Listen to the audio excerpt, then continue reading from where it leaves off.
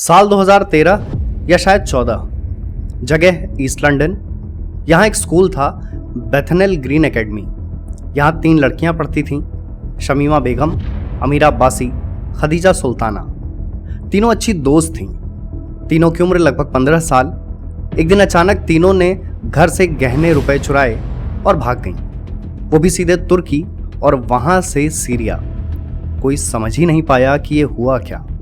घर वाले भी बहुत परेशान हुए, पर कोई नतीजा नहीं निकला। तीनों को बहकाने में अक्सा महमूद नाम की महिला का नाम सामने आया, जिसने 2013 में इस्लामिक स्टेट ज्वाइन किया था। सीरिया में तीनों लड़कियों की शादी इस्लामिक स्टेट के आतंकवादियों से कर दी गई। 2019 में शमीमा की मुलाकात द टाइम्स के पत्रकार एंथनी लॉयड से हुई।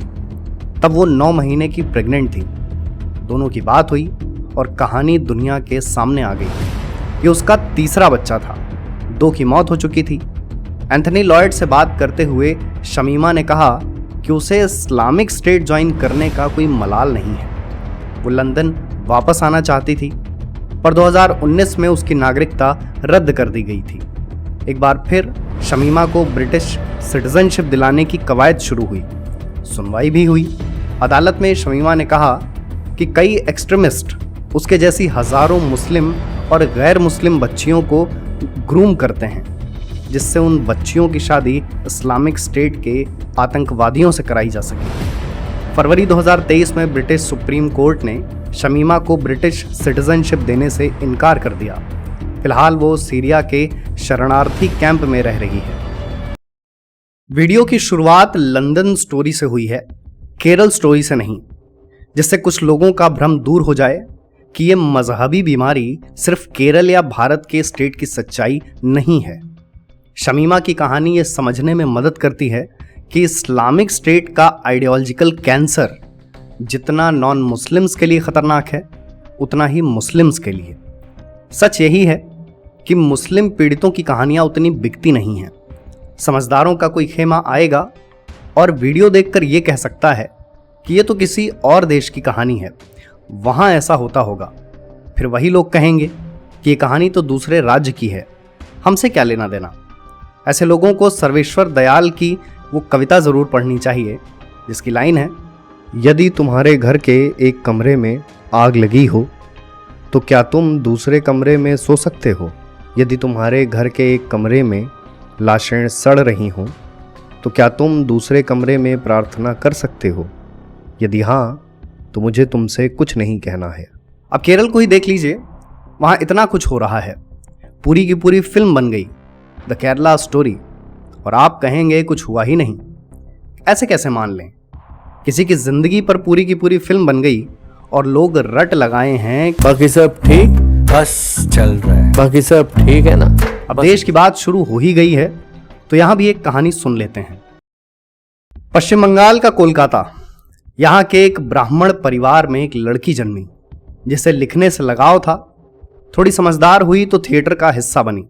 वहां उसकी मुलाकात एक अफगानी बिजनेसमैन से हुई। बात हुई तो बात बनी भी। दोनों को एक दूसरे से प्रेम हुआ। फिर 1986 में शादी।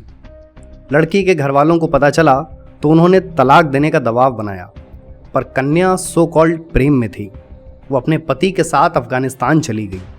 वहां लड़की को एक शॉकिंग बात पता लगी कि उसका पति पहले से शादीशुदा था। ये तो एक रियलिटी चेक था। लड़की ने अपने पति की भाभी को देखा, जिनकी मौत 8वें बच्चे को जन्म देते वक्त हुई, और बच्चा हुआ तो सब उसका जश्न मना रहे थे, पर भाभी की मौत के लिए कोई दुखी नहीं था। कोलकाता से आई लड़की ने किसी ज़माने में नर्सिंग की ट्रेनिंग ली थी, लिहाजा उसने अफगानिस्तान में महिलाओं के लिए एक क्लिनिक खोला, क्योंकि वहाँ महिलाओं के लिए कोई अस्पताल ही नहीं था। उन्हें कोई बीमारी होती थी तब भी वो पड़ी रहती, बस इसलिए कि अस्पताल जाने पर एक मर्द उन्हें टच करेगा। क्लिनिक की बात अफगानी लोगों को पता चली तो लड़की को सरेआम पीटा गया। किसी ने विरोध तक नहीं किया, उसके अपनों ने भी नहीं। फिर उसने तय किया कि वो भारत लौट आएगी। 2 असफल प्रयासों के बाद 1995 में उस लड़की को सफलता मिली। अपने शहर कोलकाता में रहते हुए उसने कुल 2 किताबें लिखीं, अफगानिस्तान के अनुभवों पर आधारित। फिर उसे अफगानिस्तान जाने का ख्याल आया। वो एक बार फिर अफगानिस्तान पहुंच गई। घर वालों की असहमति के बावजूद उसका कहना था कि वो अफगानी महिलाओं के लिए काम करना चाहती है। पहुंचने के कुछ महीनों बाद 4 सितंबर 2013 की देर रात उसे घसीटकर बाहर निकाला गया और घर से कुछ किलोमीटर दूर एक मस्जिद या शायद मदरसे के पास कुल 20 गोलियां मारी गईं। लड़की का नाम था सुष्मिता बनर्जी और उसकी किताब थी काबुली वाला बंगाली बू। इस कहानी पर एक मशहूर फिल्म भी बनी थी, एस्केप फ्रॉम तालिबान। डॉक्यूमेंट्री भी है, द ग्रेट एस्केप। ऐसी एक फिल्म है नॉट विदाउट माई डॉटर। एक अमेरिकी महिला ईरानी मूल के व्यक्ति से शादी करती है। शादी के कुछ समय बाद ईरान चली जाती है। वहाँ के लोगों और हालातों को देखकर वापस आना चाहती है, लेकिन ईरानी पति ऐसा नहीं होने देता। फिर शुरू होता है अपनी बेटी के साथ ईरान से भागने का स्ट्रगल। इस दौरान वो कितना कुछ झेलती है और सहती है। फिल्म उन तजुर्बों पर आधारित है, यानी सब कुछ सुष्मिता बनर्जी की कहानी जैसा है, बस यहां महिला किसी तरह जिंदा बच जाती है। देश से लेकर दुनिया तक हर कहानी का दस्तूर लगभग एक जैसा है। सभी में कॉमन है वही एक्सट्रीमिस्ट आइडियोलॉजी।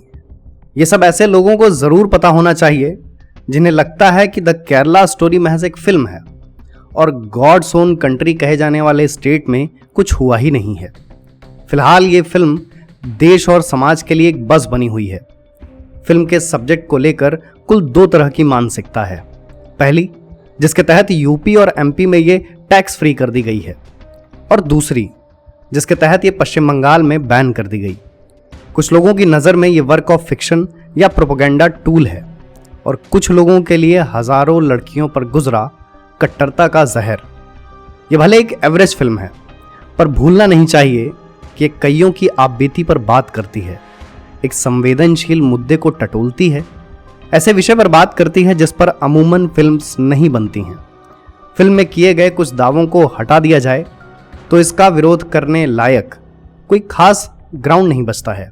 हाँ, मजहबी इनसिक्योरिटी से पनपे विरोध की बात अलग है। इस्लाम से पहले फिल्म ये एड्रेस करती है कि इस्लामिक स्टेट यानी ISIS का मॉड्यूल कैसे काम करता है और वो भारत जैसे देश के लिए कितना भयावह है।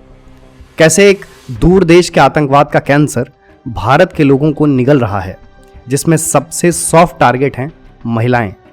इस प्रक्रिया के दौरान अगर कन्वर्जन कराया जाता है तो उसका अंतिम उद्देश्य भी आतंकी तैयार करना है, यानी लोगों को अपनी ही जड़ और कब्र खोदने के लिए तैयार किया जा रहा है।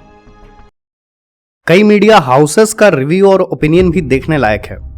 NDTV ने केरला स्टोरी को क्रिंजवर्दी कहा, स्क्रॉल ने इस्लामोफोबिक बताया, इंडिया टुडे ने कहा bad direction worse writing, Indian Express का कहना है poorly made and poorly acted, और द लल्लन टॉप का कहना है इस्लामोफोबिक कंटेंट। सिर्फ इस बात के कुल 2 साइड हैं। हाईली कॉमर्शियल फिल्म्स जिसका स्टोरी से कोई लेना देना नहीं होता, वो करोड़ों का बिजनेस करती हैं, जिसमें रेस 3 और पठान से लेकर स्टूडेंट ऑफ द ईयर और रेडी जैसी फिल्म्स शामिल हैं। सरप्राइजिंगली इन्हें रिव्यूज भी काफी अच्छे दिए जाते हैं। वहीं द केरला स्टोरी जैसी फिल्म जो रियल लाइफ एक्सपीरियंसेस पर बेस्ड है, उसके लिए सब क्रिटिकल हो जाते हैं। दूसरा साइड ये है कि जब पीके, ओ माय गॉड जैसी फिल्म्स का इतना विरोध नहीं हुआ, उन्हें स्वीकारा गया, तब केरला स्टोरी पर इतना एग्रेशन क्यों?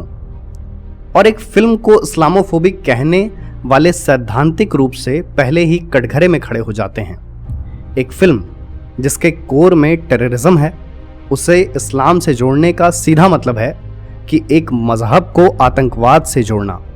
फिर यही लोग कहेंगे कि आतंकवाद का कोई मजहब नहीं होता, और द केरला स्टोरी महज एक लड़की की आपबीती पर बनी होती, तब भी उसमें कमी निकालने के ग्राउंड ना के बराबर होते।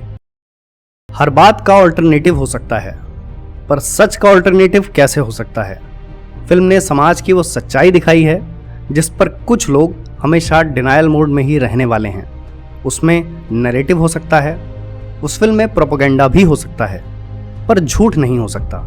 ये वैसा ही है कि हम एक इंसान के दुख को एजेंडा बताने लगे क्योंकि वो हमारी आइडियोलॉजी से मेल नहीं खाता। फिर आने वाले समय में जब कोई आपके दुख का जिक्र करेगा, तब कोई और उसे एजेंडा बताएगा क्योंकि उसकी आइडियोलॉजी से वो बात मेल नहीं खाती।